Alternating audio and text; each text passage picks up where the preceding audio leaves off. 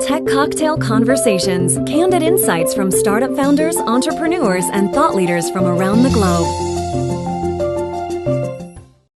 I think there's been a lot of apps, a lot of companies that have launched in the last few years that have really focused on kind of expanding the toolkit for small, medium-sized businesses.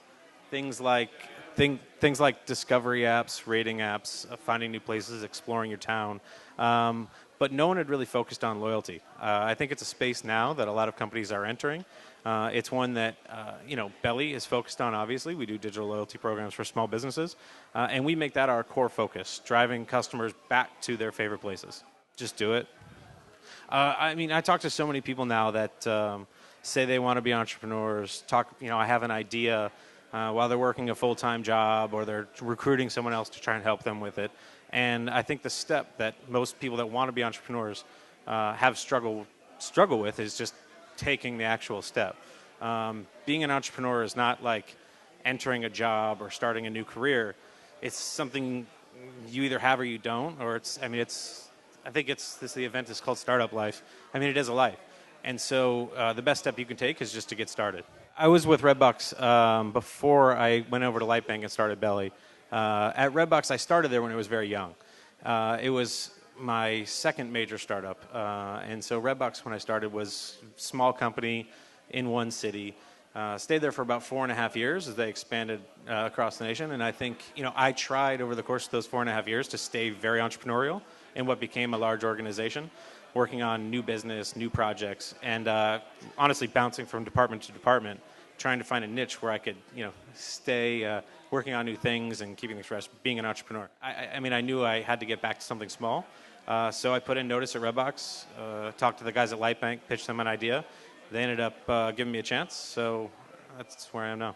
Lightbank it's a venture capital firm in Chicago. I was hired there and started there as what they call a founder in residence. Sort of a non-traditional role because it's a venture firm started by a couple of entrepreneurs. So there was no real definition or structure as to sort of what that job would be. I pitched them an idea to try to get funded for a company. They hated it. They pitched me an idea that they had. I told them it was terrible.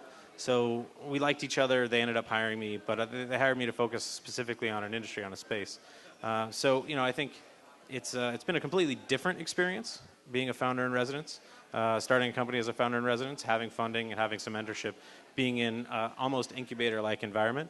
I think being able to work very closely with Brad Keywell, Eric Lefkowski, who have obviously have been very successful, and having them to lean on when I have questions about little things in startups, healthcare and all these packages and all the contracts and all the little things.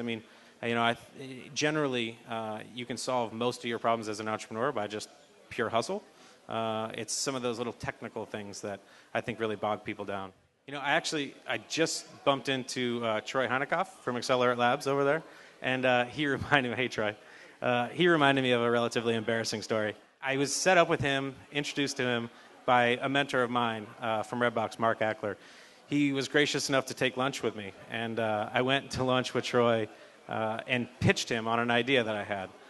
We were at Big Star eating tacos, I remember. I pitched him on an idea, and he just hated it. He absolutely hated it. He said, I don't get it. This makes no sense to me. But he said, you know what, I'm going to give you a shot. So instead of just killing the idea, he said, I know a guy that owns a shoe store across the street. Why don't we go over there and pitch him? So we got up, walked across the street. He introduced me to the owner of the shoe store. I pitched him my idea and crashed and burned. It was brutal. He tore me apart. And so, I kept trying to iterate on the pitch in the shoe store. It's like changing my business model in front of this guy. And it got to the point where I was begging so much that Troy had another meeting. He left. And I just sat in the shoe store for about an hour trying to continually pitch this guy. Ended up scrapping that idea, pivoted slightly, and came up with a product that we now have live in 100 businesses in Austin.